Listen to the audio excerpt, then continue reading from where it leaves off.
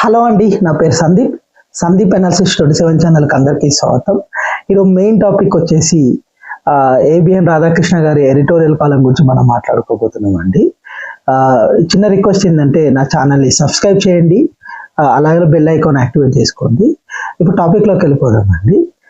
మెయిన్గా ఎడిటోరియల్ కాలంలో రాధాకృష్ణ గారి ఎడిటోరియల్ కాలంలో మెయిన్గా జగన్మోహన్ రెడ్డి గారు 10,000 కోట్లు అనేది మద్యంలో సంపాదించారనేది చెప్పారండి.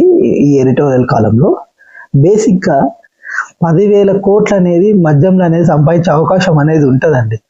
ఇంతకుముందు తెలుగుదేశం ప్రభుత్వం అనేది సంపాదించారు, అంతకుముందు కాంగ్రెస్ ప్రభుత్వం అనేది సంపాదించారు. ఏ ప్రభుత్వం వచ్చినా కానీ మద్యంలో సంపాదించే అవకాశం అనేది ఉంటుంది బేసికల్గా. అదే కాకుండా పోయిన ప్రభుత్వంలో ఇన్ని వేల కోట్లు అనేది సంపాదించారనేది రాధాకృష్ణ గారు చెప్తున్నారు. కానీ ఇప్పుడు కూటమి ప్రభుత్వంలో అనేది దీన్ని ఆపే ప్రయత్నం అనేది ఎవరైనా చేశారా? ఇప్పుడు రాధాకృష్ణ గారు చెప్తున్నారు ఈ విషయము. ఈ కూటమి ప్రభుత్వంలో మద్యం అనేది ఎక్కడన్నా ఆగిందా? బేసికల్గా ఎక్కడా కూడా ఈ మద్యం అనేది ఆగలేదండి. అదే కాకుండా వీళ్ళకన్నా ఎక్కువ సంపాదించే ప్రయత్నం అనేది చేశారు. ఇప్పుడు ఈ 10,000 కోట్లు సంపాదించి ఇప్పుడు వీళ్ళు 20,000 కోట్లు అనేది సంపాదించుకుంటారు ఈ 5 ఏళ్ల కాలంలో. అదే కాకుండా చాలా వరకు మద్యం షాపులు అనేది ఈ కూటమి ప్రభుత్వం వచ్చిన తర్వాత ప్రతి వీధికి ఒక బెల్ట్ షాపులు అనేది పెట్టే ప్రయత్నం అనేది చేస్తున్నారండి. ఇది ఎంతవరకు కరెక్ట్ నాకు అర్థం కావట్లేదు బేసికల్గా. అంటే ఇంతకుముందు జగన్మోహన్ రెడ్డి గారు రేట్లు పెంచి అమ్మడం వల్ల కొంచెం ప్రతి వీధులు లేకపోయినా కానీ రేట్లు పెంచి అమ్మడం వల్ల ఎక్కడైతే పెద్ద దగ్గర ఉన్నదో అక్కడ ఎక్కువ అనేది అమ్మడం వల్ల ఇంత వచ్చిందని అంటున్నారు రాధాకృష్ణ గారు. కానీ ఇప్పుడు కూటమి ప్రభుత్వం అయినా కానీ దీన్ని ఆపే ప్రయత్నం అనేది చేశారా అండి? బేసికల్గా వీళ్ళు కూడా ప్రతి వీధులు అనేది పెట్టడం అనేది జరిగింది కదా. జరగడం వల్ల ఎక్కువ సంపాదించే ప్రయత్నం అనేది చేస్తున్నారు కదా. కానీ ఈ ఏబిఎన్ రాధాకృష్ణ గారు చెప్తున్నారు జగన్ మీద దోసేశారు దీని గురించి. ఓకే, నెక్స్ట్ వచ్చేసి ఏదైతే నాసిరకం మద్యం అంట వైఎస్ఆర్సీపీలో రాలేదు ఇచ్చారు, దానివల్లనే ఎక్కువ మంది చచ్చిపోయారు అని అంటారు. మద్యం అనేది ఒక తప్పు అండి. ఎందుకంటే మద్యం తాగడం వల్లనే ఆరోగ్యం అనేది చెడిపోతుంది బేసికల్గా. నాసిరకం మద్యం అంటే దానివల్ల ఆరోగ్యం చెడిపోదా?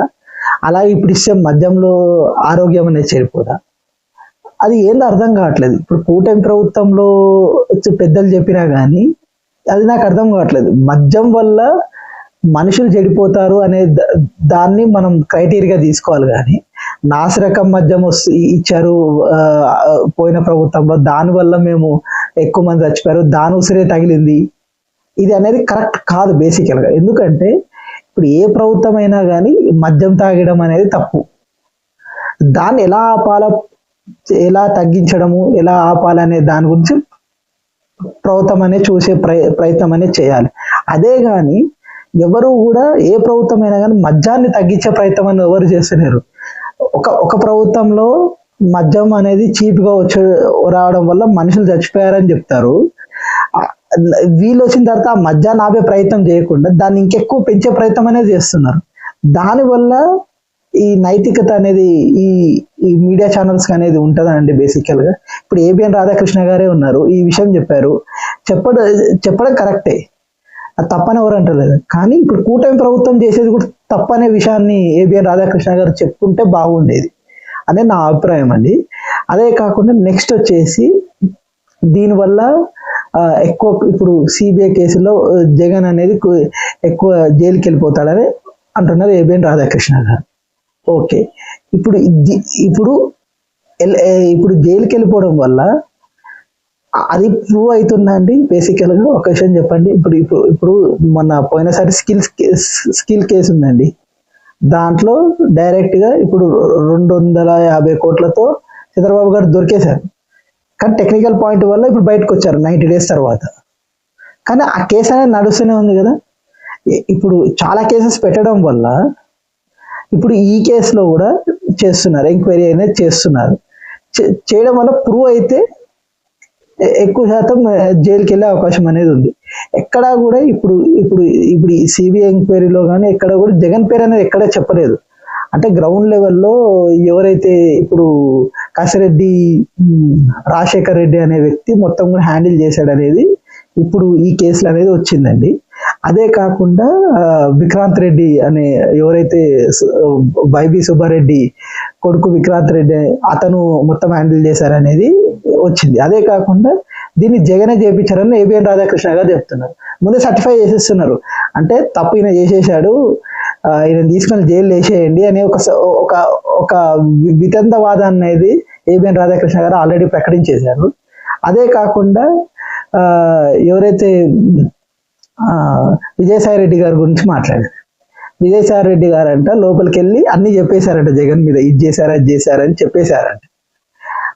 అతను ఏం చెప్పారంటే ప్రెస్ మీట్లో వచ్చేసి ఇది కసిరెడ్డి నారాయణ రెడ్డి అలాగే విక్రాంత్ రెడ్డి చేశారని ఆయన చెప్పారు, జగన్ చేశారని ఎక్కడ కూడా చెప్పలేదు.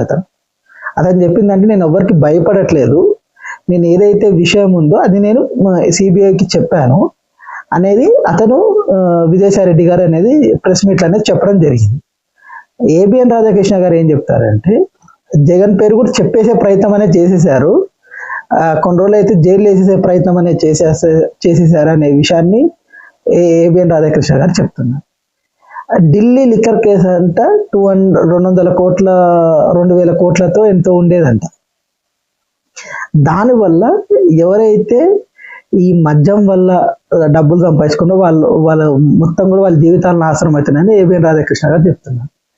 ఓకే, ఇప్పుడు ఈ చెప్పడం కరెక్ట్ వర్డ్ అండి, ఎందుకంటే చాలా వరకు ఈ మద్యాన్ని వల్ల ఎవరైతే ప్రజలతో ఆడుకుంటున్నారో వాళ్ళ జీవితాలతో కూడా దేవుడు అనేవాడు ఆడుకుంటాడండి. ఎందుకు అంటే వీళ్ళు చేయడం అనేది ఎంత దుర్మార్గం అంటే ఈ మద్యం తాగి ప్రజల్ని